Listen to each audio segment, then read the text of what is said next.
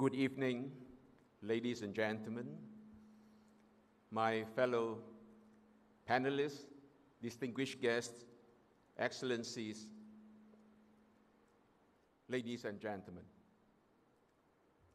As the forum is brought to the close, may I take this opportunity to congratulate our hosts on hosting such a landmark event to explore the plurality of democratic models in our multipolar world.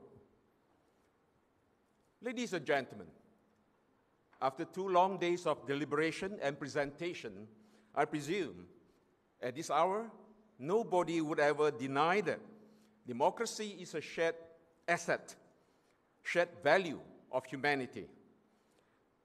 At the same time, neither should democracy be made a weapon, a geopolitical weapon, to stigmatize any specific country just based on the mode of governance.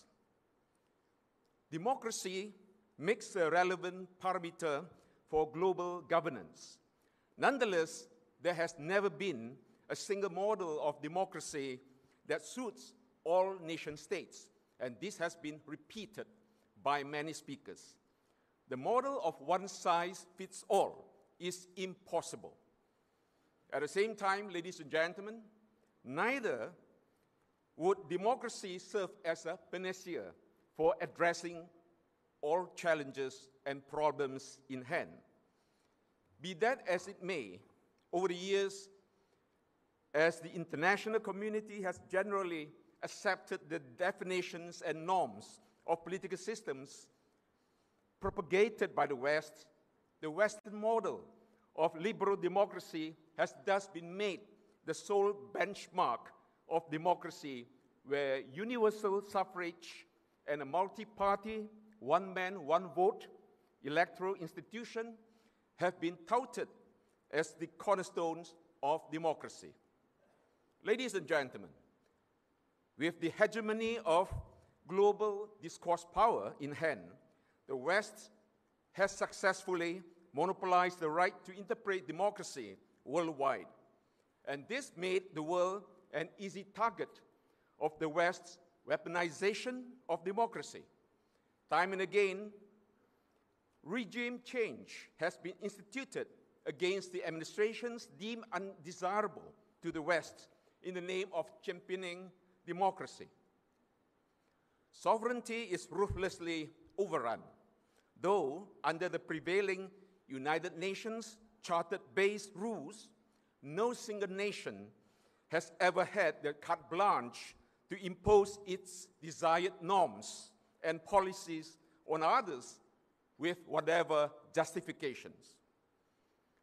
Ladies and gentlemen, as democracy is a relevant parameter for global governance in the contemporary world, it is only fair that people's aspiration of a nation be granted with due respect by others in determining its own mode of governance. While we embrace people-centric governance embodied in democracy, peculiarity of the individual state's cultural norms and disparity in the level of development across the globe have to be taken cognizance of. Indiscriminate duplication of the electoral institutions professed in the West does not guarantee the success of democracy elsewhere. The fall of Kabul, after 20 years of the US-installed Western democratic rule, is a clear case in point.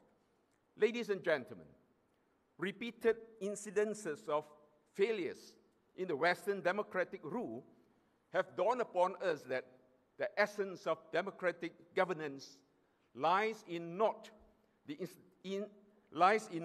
installation of multi-party electoral institution, but more in its inclusiveness, be it in the process of decision-making or in the policy formulation and delivery.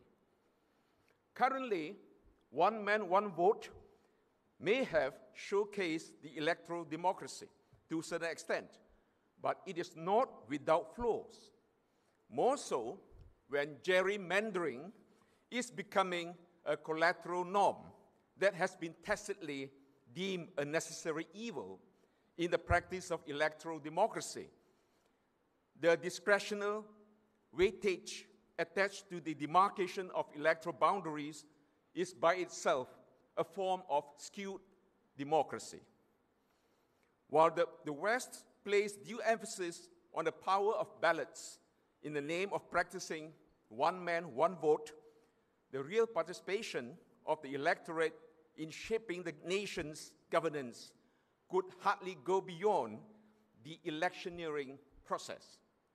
Ladies and gentlemen, the post-election policy formulation is almost the monopoly of the legislators, and some of whom might be sheer novices, bereft of experience and knowledge of public administration.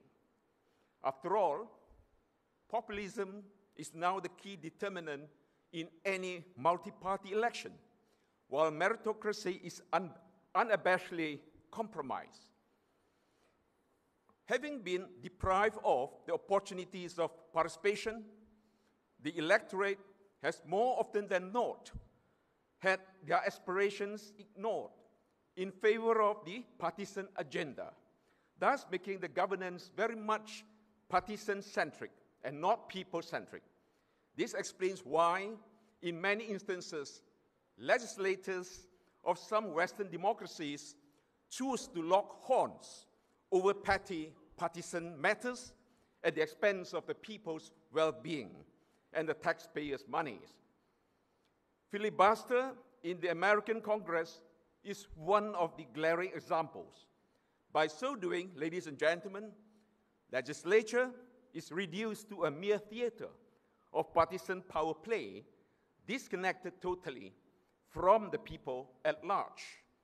And on the other hand, ladies and gentlemen, the West, through its overwhelming dominance of international media, has never ceased to portray China as an autocratic state devoid of a Western-style multi-party electoral system. And at the same time, they find fault in the absence of a check and balance mechanism. Yet, the West appears clueless as to how a purportedly authoritarian government could ever command an overwhelmingly high level of public trust, public support for decades.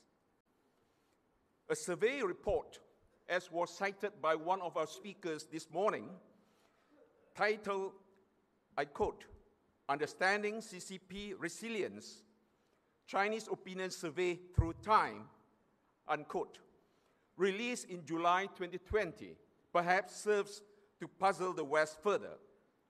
Its author, Edward Cunningham of Ash Center for Democratic Governance and Innovation, Harvard Kennedy School, narrated in his finding that since the start of the survey in 2003, Chinese citizen satisfaction with government has increased virtually across the board, from the impact of broad national policies to the conduct of local town officials. Chinese citizens rate the government as more capable and effective than ever before. Interestingly, more marginalized groups in poorer inland regions are actually comparatively more likely to report increases in satisfaction, unquote. Ladies and gentlemen, of course, such a narration runs contrary to the predicted destiny of any authoritarian rule under the liberal democratic lenses. The sheer arrogance and prejudices of the Western political elites against anything alien or non-West have emboldened their resistance to any alternative form of democracy in the global political spectrum. A relevant case in point is a Chinese governance that has never been deficient of people-centric elements of democracy. But the West is persistently turning a blind eye to the inherent provision of consultation. I repeat the word consultation in the Chinese model of governance, which is in stark contrast to the norm of majority rule in Western-style democracy. Ladies and gentlemen, the Western-style democracy may appear to have latitude for dissent to a certain extent, but the end result of its decision-making process is winner takes all, regardless of the margin of majority. In contrast, the element of consultation dedicated to accommodating the minority views makes the Chinese model of consultative democracy even more inclusive in its outlook. Ladies and gentlemen, the high approval rating of above 90% in favor of the Chinese governance under the CPC rule, as was reported by Edward Cunningham in his survey, should rightfully be viewed as an overwhelming endorsement of the policy formulation and delivery system under the CPC. After all, in the practice of democracy, it's the choice of people that counts. Level of the people's confidence in the governance is the best barometric measurement of how well their aspirations have been met in their respective countries. This certainly appears more democracy compliant as compared to a mere form of electoral democracy in practice. Ladies and gentlemen, while the world ushers in a new era of multipolarity, diversity of governance models across the ideological and cultural spectrum is anticipated and should be accepted with generous latitude for tolerance and inclusiveness. What's more, in the choice of democratic models, which has been